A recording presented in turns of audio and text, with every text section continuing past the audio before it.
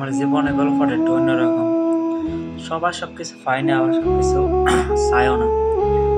আমি আমার জীবনটা এমনভাবে চাইছিলাম না যেমনভাবে হয়ে গেছে।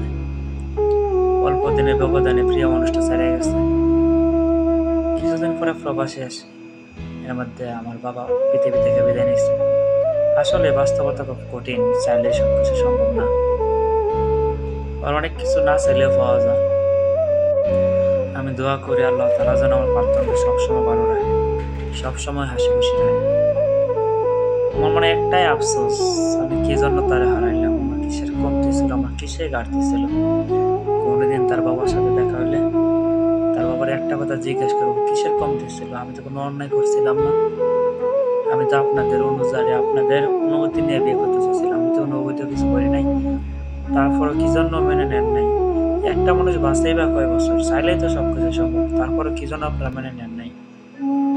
একটা মানুষের গড় আয়ু 60 বছর, আমাদের 20-25 বছর হয়ে গেছে। আপনারা কিসের জন্য আমাদেরকে মেনে নেন নাই? আমাদের কি দোষ করছিলাম? আফসোস, আপনাদেরকে বোঝাতে পারি না। আপনার মেয়েটা খুব প্রয়োজন ছিল আমার।